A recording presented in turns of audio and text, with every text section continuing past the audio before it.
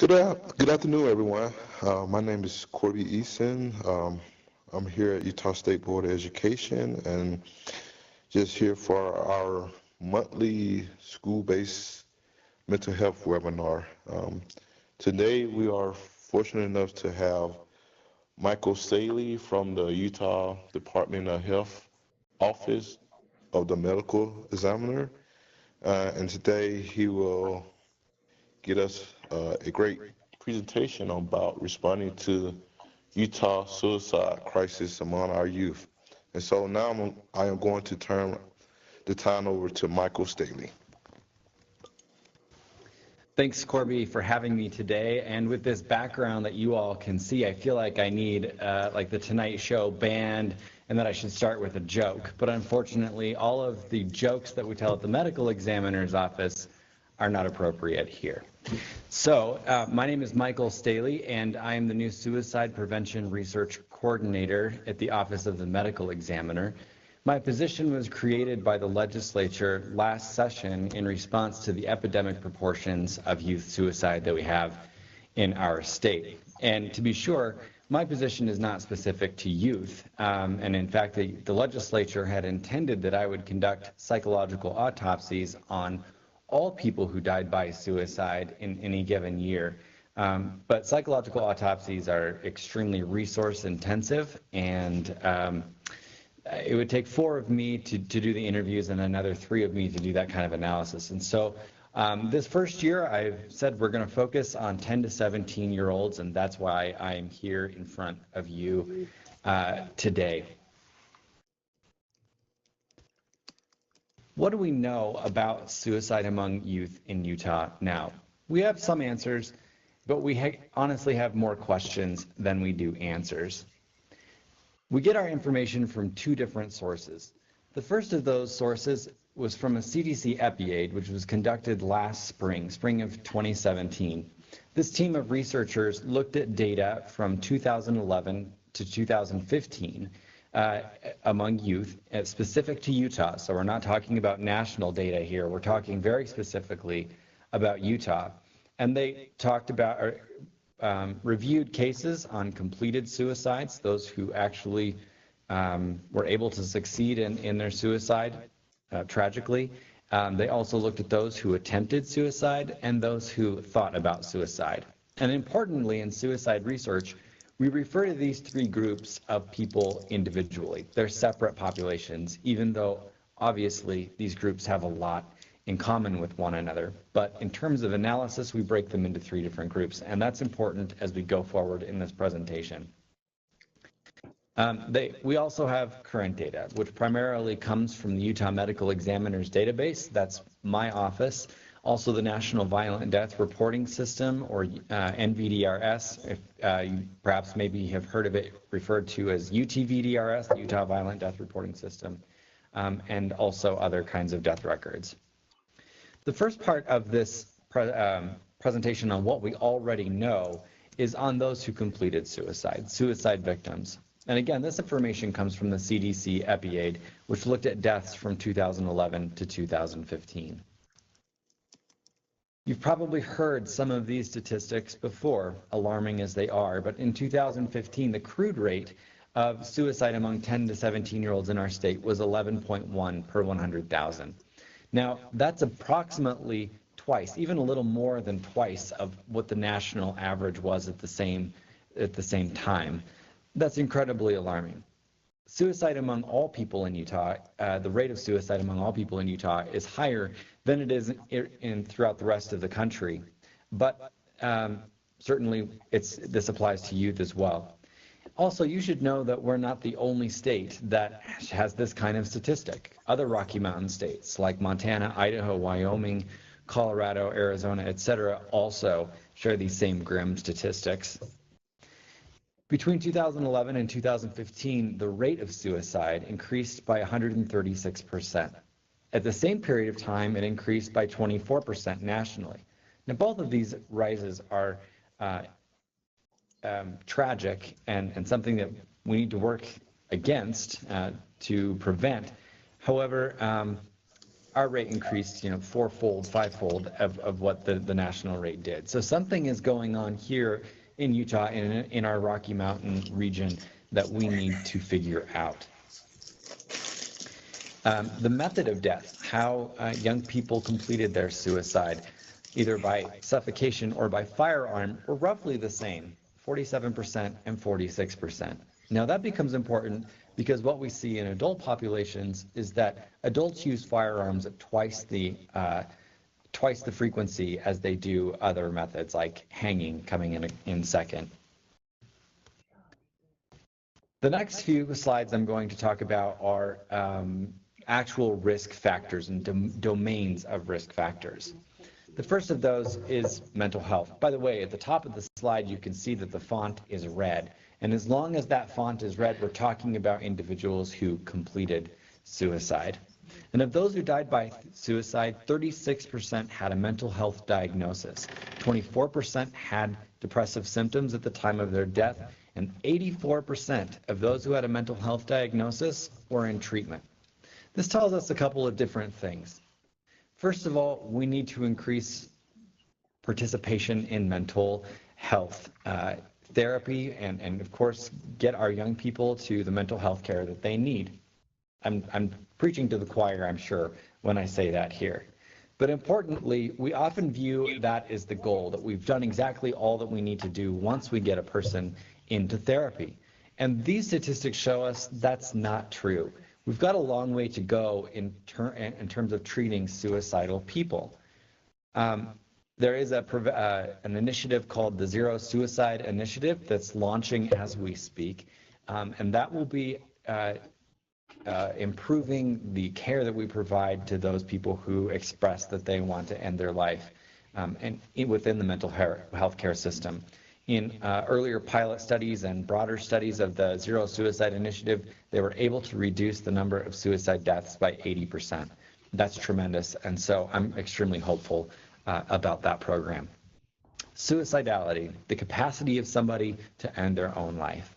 Of those who died by suicide, 14% of them had thought about suicide, 16% had attempted suicide previously, and 24% had told someone that they wanted to die. Now, normally what we see in this suicidality funnel, when we're looking at general population statistics, not specific to those people who have died, is that we see a huge number of people who think about suicide, followed by a much narrower or smaller number of people who have attempted suicide, and finally an even smaller number, thank goodness, of people who have completed suicide. But among those people who completed their suicide, the funnel doesn't exactly take the same shape. We see attempters being a bigger category than ideators. Now, obviously, logic says that if you attempted suicide, you thought about suicide. So, but we do know that it tends to be a more direct path when it comes to suicidality. When we say that they disclosed their intent to die by suicide, we mean that they either told a parent or a friend. Somewhere in that death investigation, we learned that they had said that they wanted to die previously. That means we need to do two things. One, we need to take people seriously. You know that, when they say that they want to end their life. It also means that we need to improve and increase our young people's ability to seek out help. 76% of those who completed suicide never told anybody, as far as we know, that they wanted to die. And that is an area where we can do better prevention and better intervention. And finally, 47% left a departure note, a suicide note. Among the general population, we see about 1 in 5 people leave a suicide note, whereas about half of youth did so. Why is that important? Because if somebody's taking the time to write a departure note, whether it be moments before they enact their terminal event, or days or months or even years before they actually do that final act, that means they've been thinking about it for a period of time, that it's not an impulsive decision. We are much more better equipped to deal with people who have been thinking about suicide than we are people who act impulsively. A crisis before a terminal event is defined as some major event that happened right before that death, immediately before that death, whether it be a few hours or in a day. But outside of a day, it wouldn't be considered a crisis event. 56% of youth who completed their suicide had a crisis event immediately prior to their death. Those consisted of family relationship problems, problems with mom and dad, as well as intimate partner relationship problems, boyfriends and girlfriends. Sexuality. Now, when I started at the medical examiner's office this summer, I did several different interviews with KUED, KUER, the radio station, and all in a very respectful way. After I introduced myself and gave them my position, they would say, well, okay, now that you're here, can you tell us how many young gay Mormons died by suicide? And the answer is, even with the data I'm showing you and telling you about today, we still cannot answer that question. If you take the time to look at the comments under an article in the Salt Lake Tribune on suicide, you'll see that there are a lot of assumptions out there about who these youth are that are taking their own lives. And the fact remains today, even after the data that I present to you, that we still don't have the answers. And so I just want you to know that before we go forward.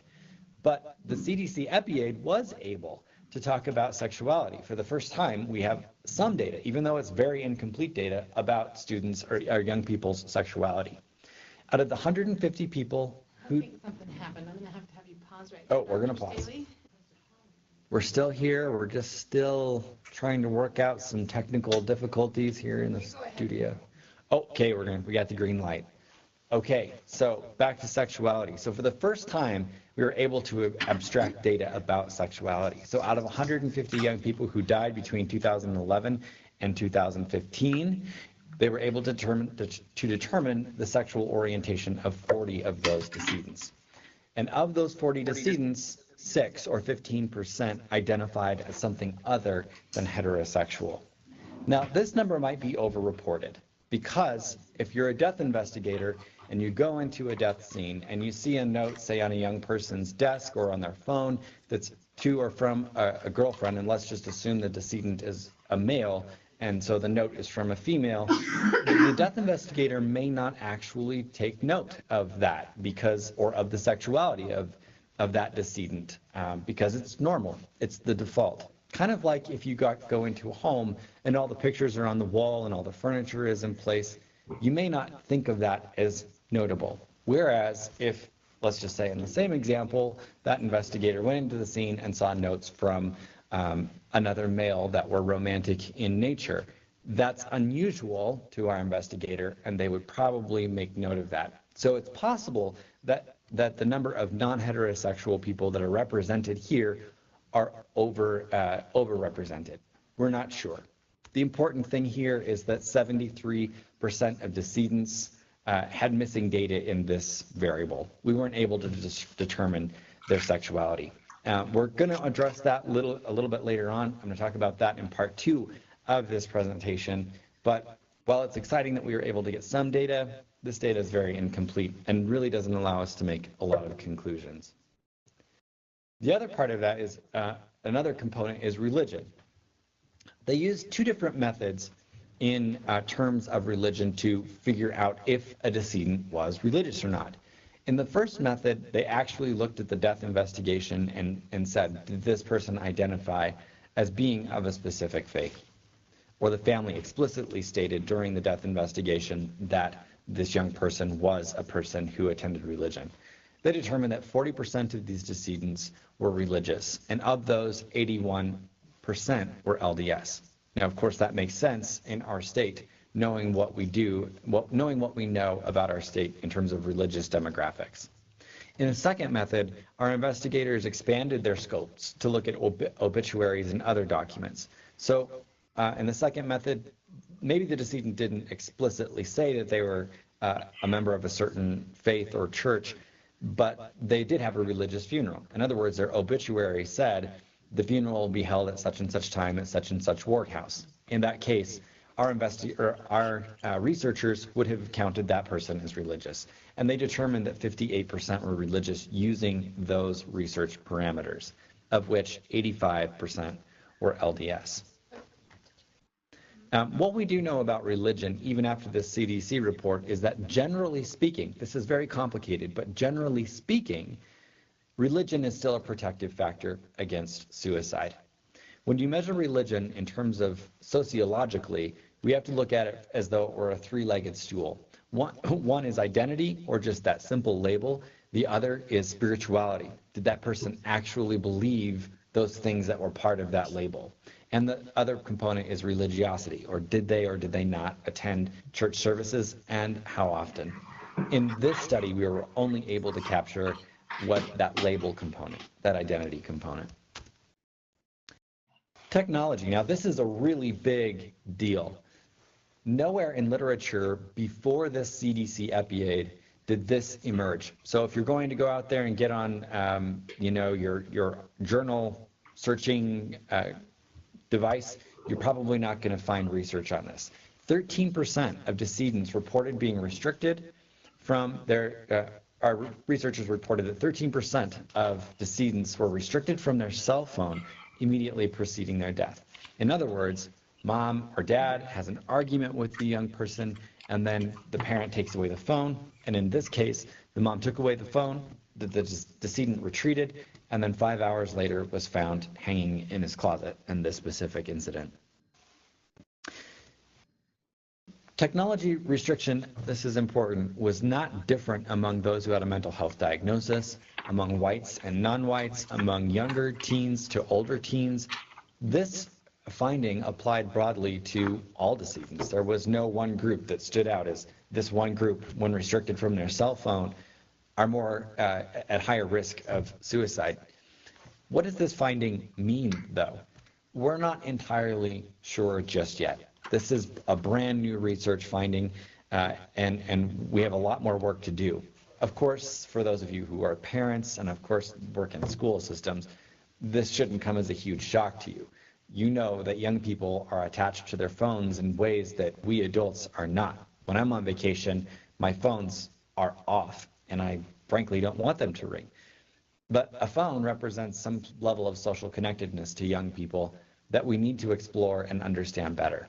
Certainly, we can't tell parents to, not take away their son or daughter's cell phone, because that is a very powerful leverage in terms of adapting behaviors that parents want adapted. But what we do know is that we need to re-explore the boundaries and things that we set for young people and cell phones.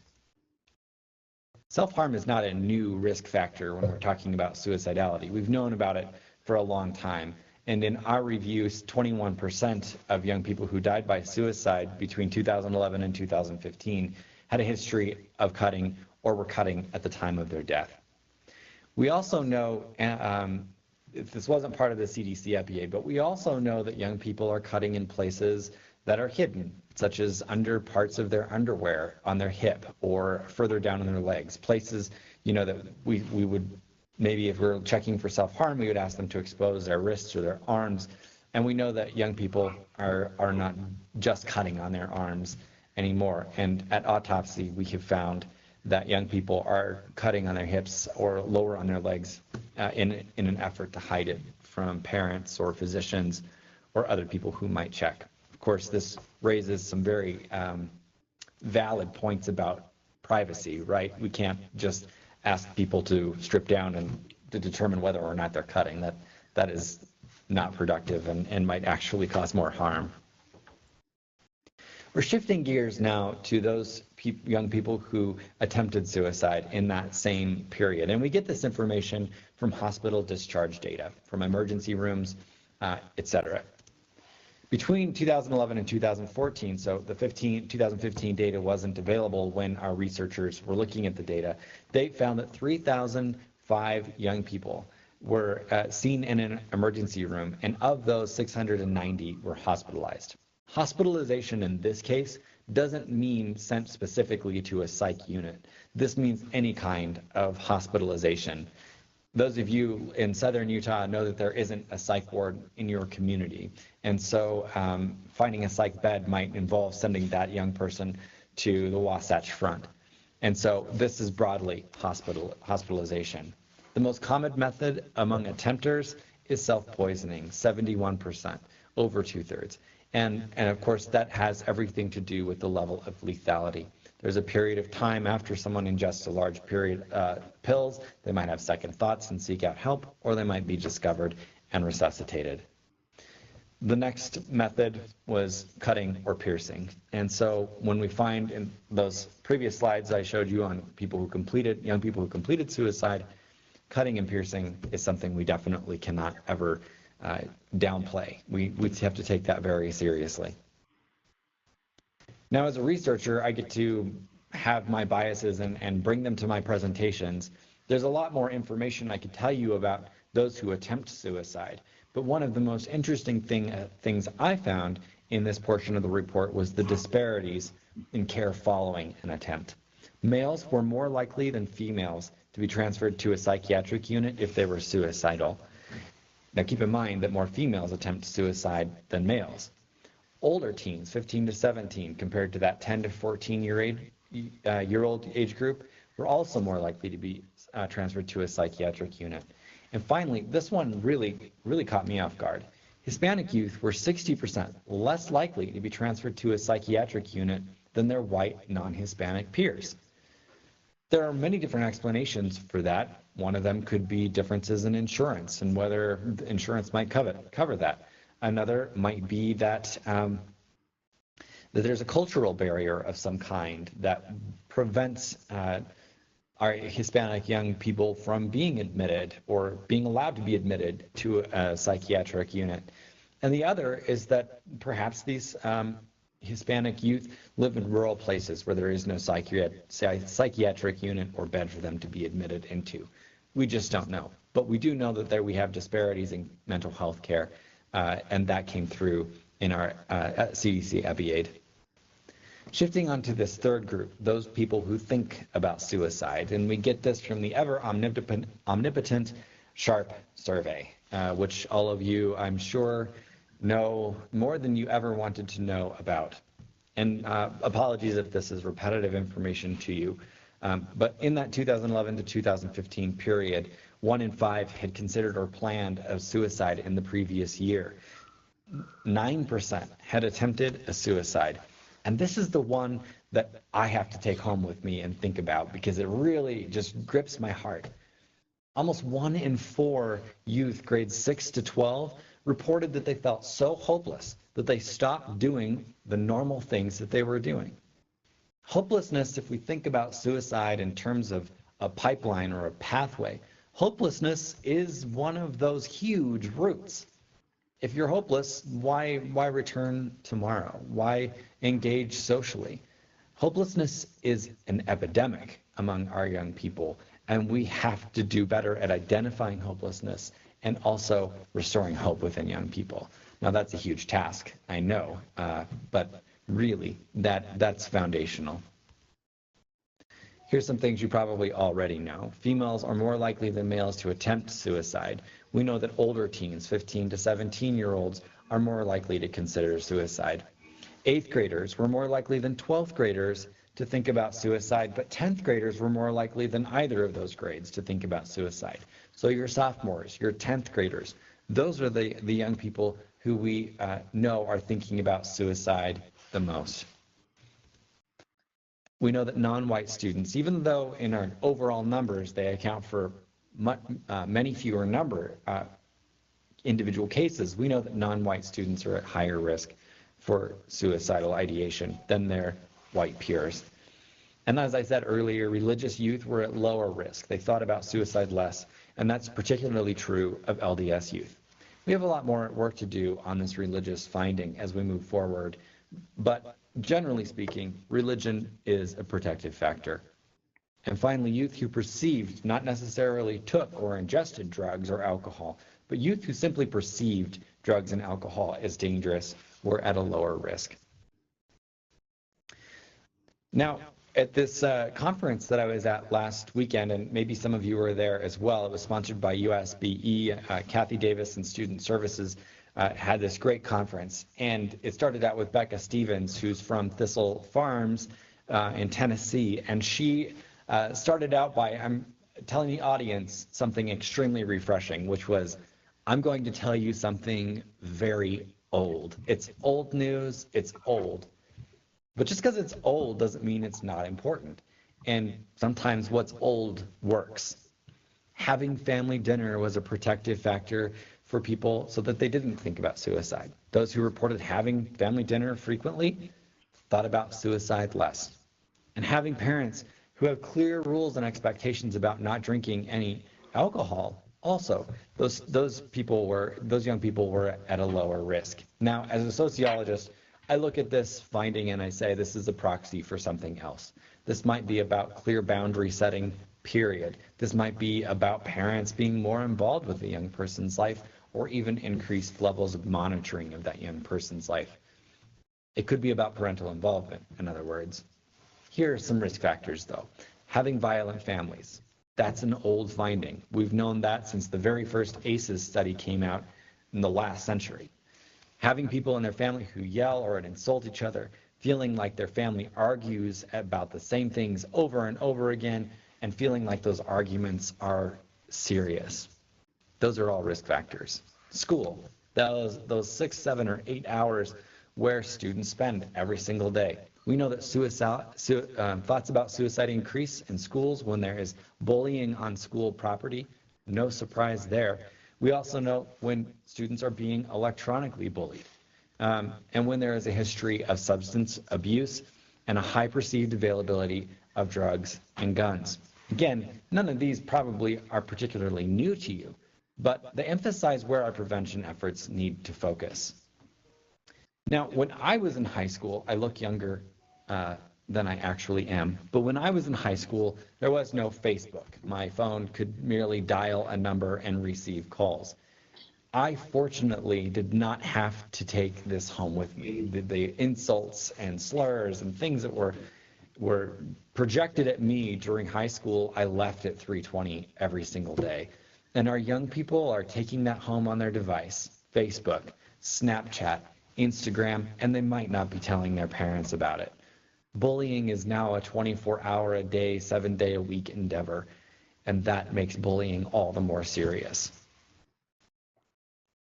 Now, after the CDC EPIA'd, 2015 seems like it was forever ago. We're now in 2018, 3 years later. What's happened since then? Well, the CDC EPIA'd reported that suicide increased by 136%. Since then, the numbers have, yes, they went up between 2011 and 2015, but now they've really plateaued. That's not a good thing. It could be worse. They could have kept it going up, but it's not a good thing that they plateaued at this extremely high rate. There were 43 deaths in 2015, 33 in 2016, and 44 suicides in 2017. 2017 wasn't so long ago, and we're still finalizing these numbers. That's why there's that asterisk there by 2017. That number might go up or down by plus or 2, but at the outset, we were looking at 44 suicides, which technically, yes, that makes it the worst year on record for youth suicide in Utah. If you average the rates of these 3 years, though, suicide has really generally plateaued in this rate. That means that we're doing a lot of good things. We need to do more of those good things, but it also and critically means that we need to do better targeted prevention and better and targeted interventions. We want this to go down. We don't think plateau is a good place to be. The who, what, why, and where of the data since 2015. A third of all youth suicides occurred in females compared to 1/4 of adult females. What we see in the general population is that 3 and 4 suicides are men. And what we see in youth suicides is that 2 and 3 suicides are young men, whereas a third are female. So we know that females are completing suicide at a higher rate when they're young than when we get older in terms of the general population. Across the past 4 years, March and April tended to account for higher proportions of deaths than any other months. Now that's, there would be a huge standard deviation here if I was actually giving you the numbers. January, for example, in 2017 was a terrible, tragic month in our state for youth.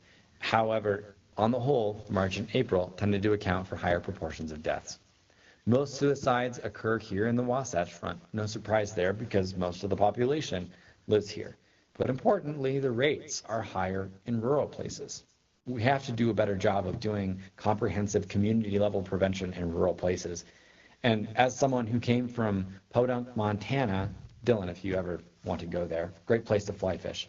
But as somebody who comes from a rural community, I know that this is an opportunity. This is not a disadvantage. Rural people know each other, and rural people look out for each other. When my mom goes to Costco, she has her lists and 10 of her neighbors' lists to go with her. And if there's that level of connection, then there absolutely is opportunity to do better prevention.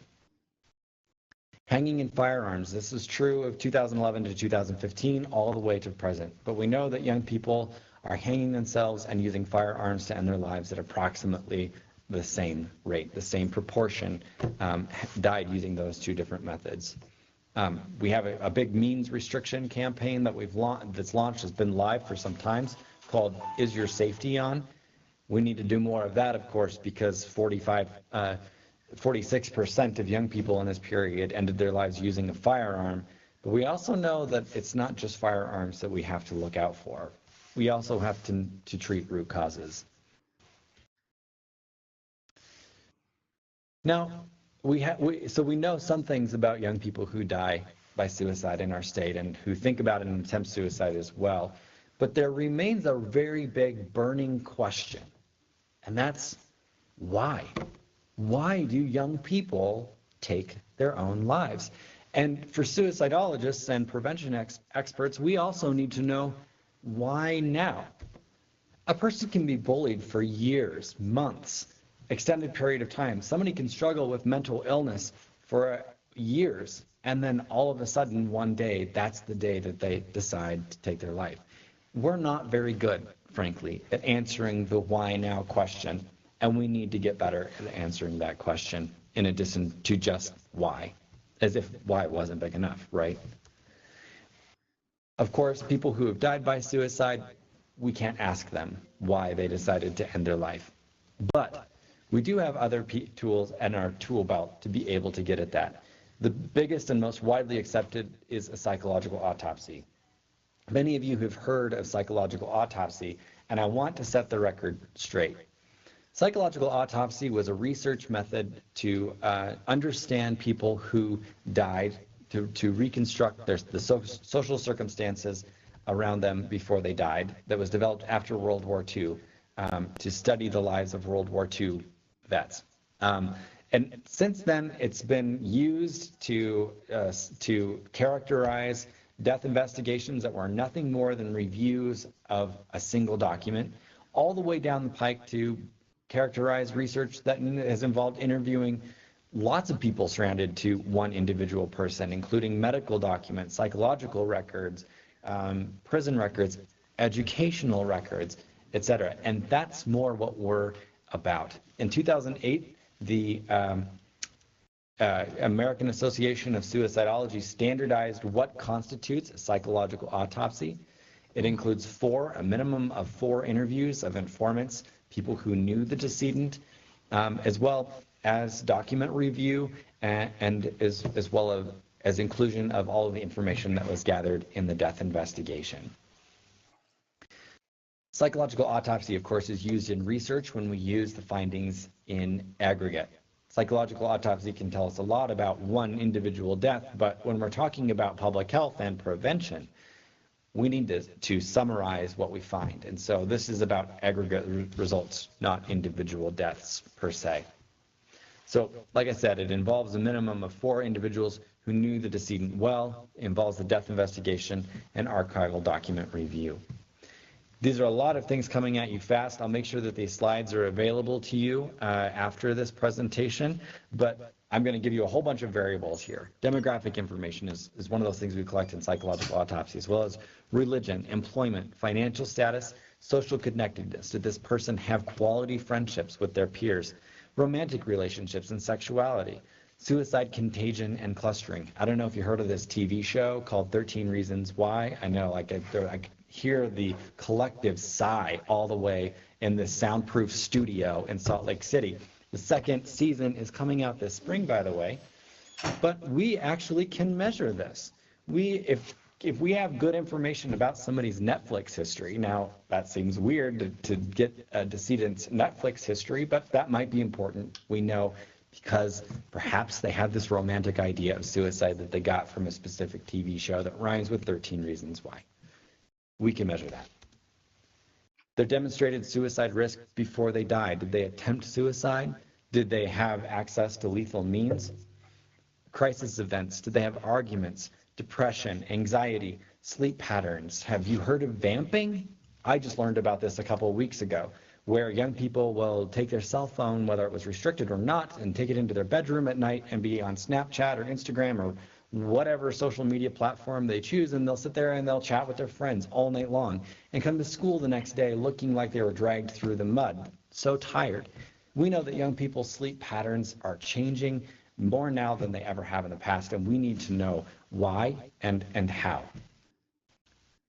We also look at physical health and illness, including disability, emotional stability, lifestyle and risk-taking prior to the suicide, whether or not there is trauma. I get asked a lot whether we include ACEs in our investigation. We're going to. We're actually using an even more in-depth instrument than ACEs that will break down trauma into sexual, emotional, physical, and generalized trauma.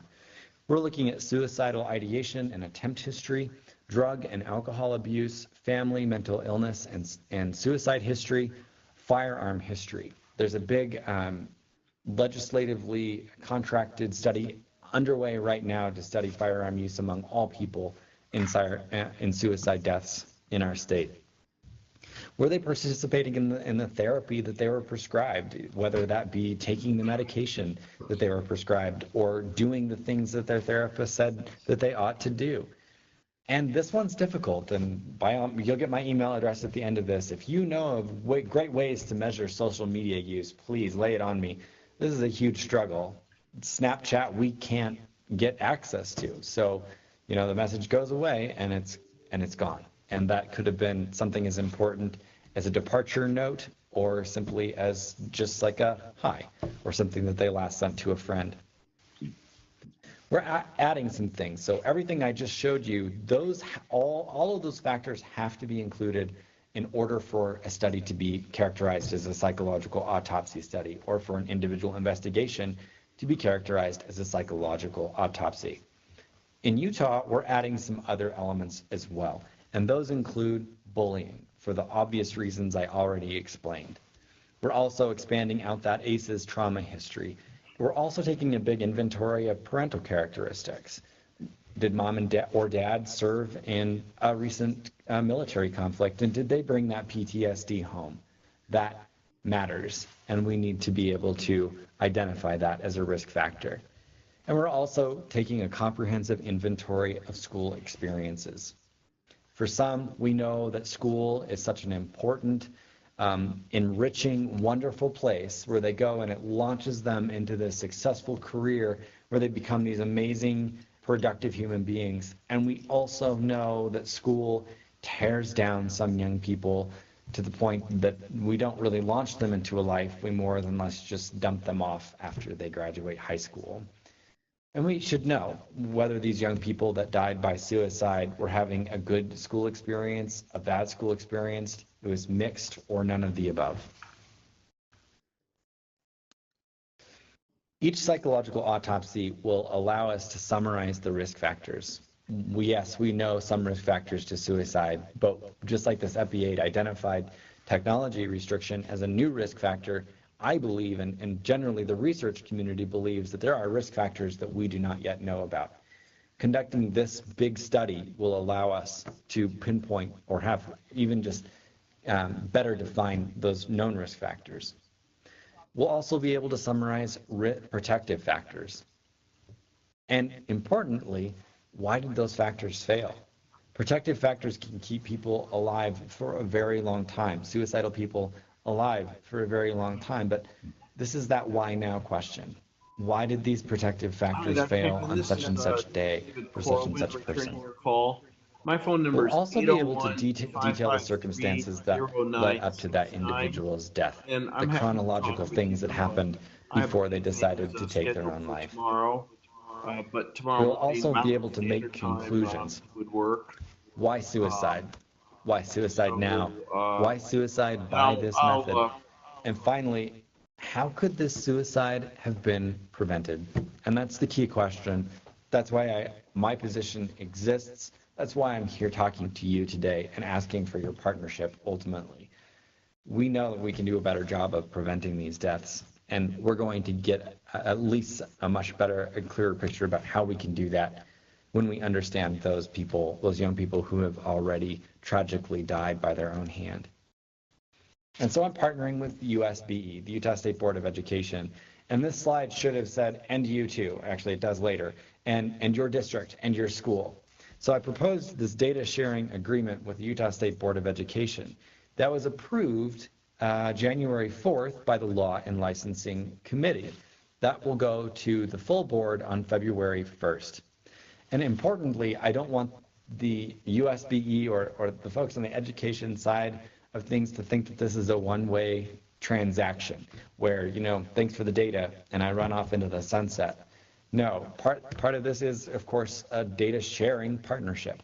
I'm working with the Department of Health, the agency I work for, so that I can contact the Utah State Board of Education and specifically Kathy Davis when we're notified or learn of a young person dying so that you can respond more quickly and efficiently and appropriately to a student death in your school. Hopefully you won't have to hear from me much, but if these statistics ring true, you probably will. And above all, our partnership allows us to do better prevention for the students we serve. And that's where you come into all of this. I need your advocacy. I need your advocacy for this research to be successful. I need to partner with your district, and I'll be contacting and meeting with superintendents along with Representative Steve Elison in the coming few months so that we can get superintendents on our side. This could be as simple as providing information to me when I call you. This could be providing follow-up support after a psychological autopsy has been completed on a young person's best friend. Psychological autopsies are emotionally straining and so taxing to young people, and we are very cognizant of that. And you can be our front lines after those psychological autopsies are completed to get that young person the help that they need. And I could be simply as talking to you or you talking to their parents to advocate on their behalf or whatever you are permitted by law to do. And of course, advocating for this research within your district and within your school. This is my contact information.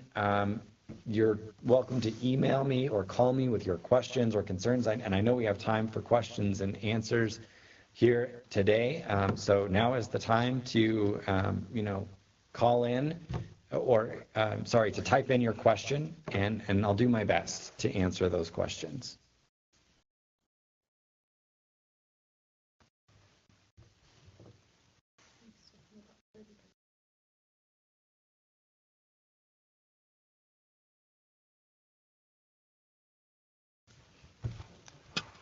I guess I'm that good, huh? I know I'm not that good, so. So, first is a statement. You said students of color die by suicide at a higher rate than students who are white. Is there something widely known among clinicians, therapists, and are they using a culturally responsive model to intervene that you are aware of? Yes, a couple different responses to this question. In the general population, so not Utah specific, we know that actually being white is a risk factor. So this is actually, contrary to what the rest of the research says, that non-white young people are at a higher risk in Utah. And so that makes our specific situation quite interesting to me. When I think about that, and more broadly, I think about in-groups and out-groups and inclusion and exclusion. And again, we have a lot more work to do to understand that risk factor better. in terms of the clinical side of that, we need better culturally responsive models, particularly in treatment. So, for example, the Intermountain Healthcare has a working group on suicide prevention, and they're considering many different kinds of models to treat and to train clinicians, not just at Intermountain, but broadly within communities, to respond to a suicidal person. And one of the factors that they require is that that model be adaptable for specific cultures. And so I know that there is that is very specifically being looked at in what we do going forward. And whatever that comes from that, we need to figure out how to scale that up so that all of our suicide treatment models are adaptable for different cultures, because that's important.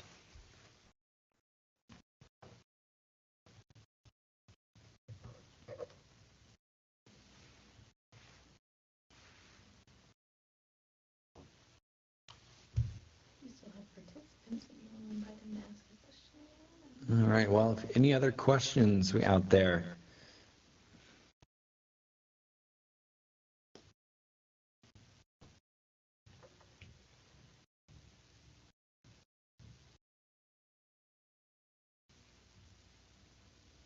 We have a question, I think, that we're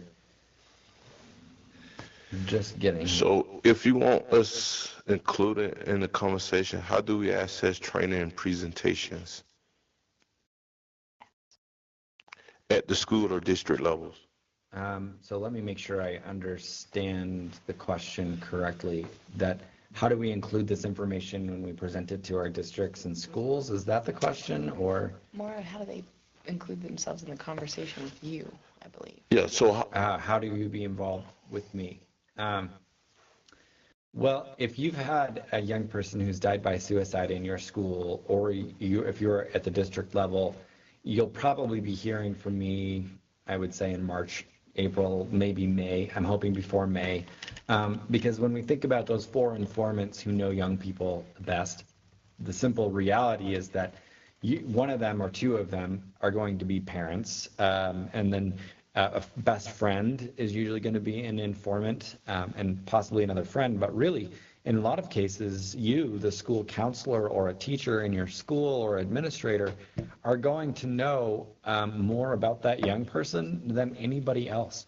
Sometimes we tragically know that not everybody has a friend. And in that situation, I'll be coming to you to see what you know. Obviously, we want the people who knew the decedent the best to answer my questions and to participate in the psychological autopsy. But occasionally, even if you've had only one contact or a passing contact with the student, you might be one of those people who I contact. Or, on the other hand, somebody who's had a lot of contact with a student. You're extremely valuable to the psychological autopsy process. And of course, having you as an unbiased informant is taken very seriously, and definitely I will appreciate your participation in that as well. The other part of that is it's not always easy to identify who a young person's best friend might be.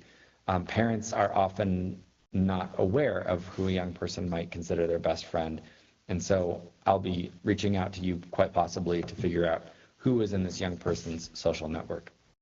I also want to add just one other piece there, which is that how can I be a resource to you? First of all, I'm more than willing to come and talk to districts, generally about suicide and on the level that I did today, more or less. But if you, if we're worried about contagion, for example, within a specific suicide death, where it was public or there were widespread notes, something like that, and you want me to come and do psychological autopsies in advance, not for research purposes, but so that we can do acute prevention in that very moment, I can absolutely, that when we know that there are deaths imminently that we can prevent, I'm 100% at the table.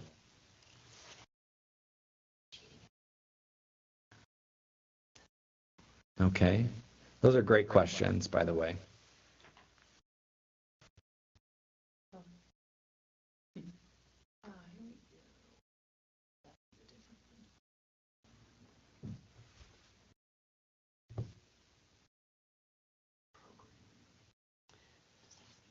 Um, so we have a question. Do you have any opinions about teaching students suicide prevention lesson? Like, do you have a certain curriculum um, that you prefer, like the most? I mean, what are your pros or cons about particular curriculum? Yeah. Okay. So I'm going to answer this again in two different ways. First, the CDC FBA did include a review, and that's important, a document review of 3 different programs in our state. They looked at QPR, question, just went right off my tongue, question, persuade, and respond. Thank you. And as well as the Hope for Utah or Hope Squads, which probably you're very familiar with, and the Hope for Tomorrow program that comes from, I believe, NAMI. By the way, I'm not the program guy. I would absolutely defer to Kathy Davis for that, or on a statewide level, in a community sense, you could refer to Kim Myers, the Department of Human Services. If you're interested in their contacts, we can make them available for you. So the CDC EPA did this document review, and they said the only one of these 3 programs that is considered evidence-based is QPR. Does that mean that Hope Squads and Hope for Tomorrow don't work? Absolutely not. No way, no how. And in fact, it was reported in the press that, these, in some press outlets, that these prevention programs may not have been effective, and that's not the truth. If you've got a Hope Squad, yes, you should have a Hope Squad. If Hope for Tomorrow is in your school or in your district, yes, they should be in your district. Do those programs need more evaluation? Yes, absolutely. Do they need that evidence-based and designation to be on the National Register? Yes, absolutely they do. But those are like $1 million studies that we need to get the funding, secure the funding to do that research. But again, broadly speaking, I would defer to Kathy Davis or Kim Myers for those program-specific questions. And I know that Kathy also goes to school districts and different schools to do suicide prevention training. So there are program resources available for those people and districts that are interested in participating. We're trying to get to another question here for you. My computer crashed. Oh no, we had the question computer crashed, so we're getting the workaround right now.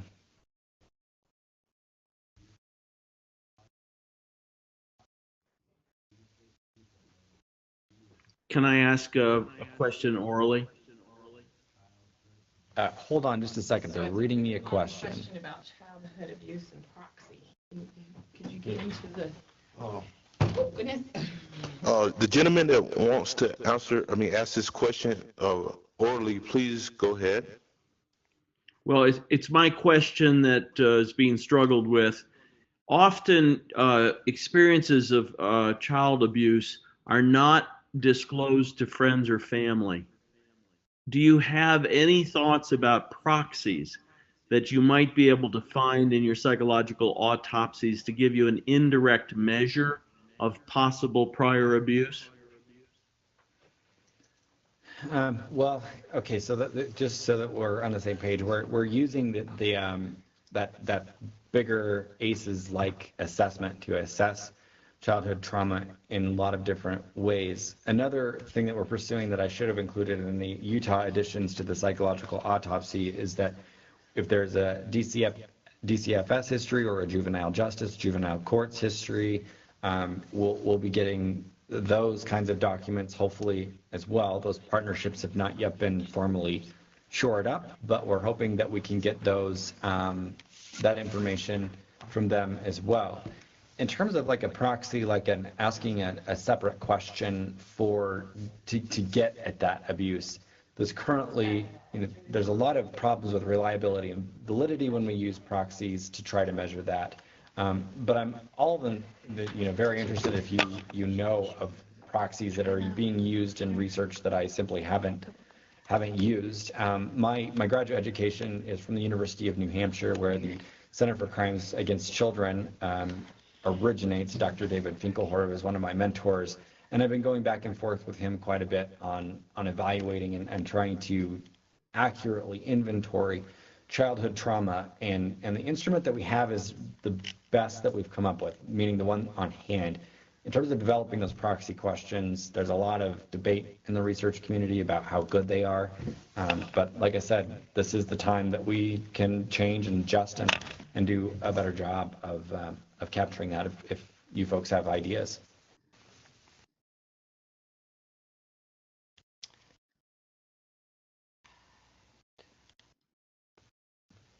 And ask them if they have any more questions. My chat cleared. Okay, how about first of all, to the gentleman who asked that question live here, is that what you were thinking? Yeah, yes, you addressed my question. You might consider asking a random sample of 18-year-olds the question of whether or not they've experienced any form of child abuse that they never told family or friends or made any official report, just to get a gauge of present rates of undisclosed abuse. Okay, thank you. Yeah, and another key part of this larger broad study outside of the psychological autopsy piece is the data that we get from SHARP and URBIS as well. And while that doesn't do a very comprehensive job of documenting childhood trauma, it does, at least give us, it points the compass generally in the right quadrant, so that we do have a comparator number that's population-based and anonymously reported to compare whatever number that we find, after psychological autopsy to know, if we're, comparable or lower, higher, et cetera.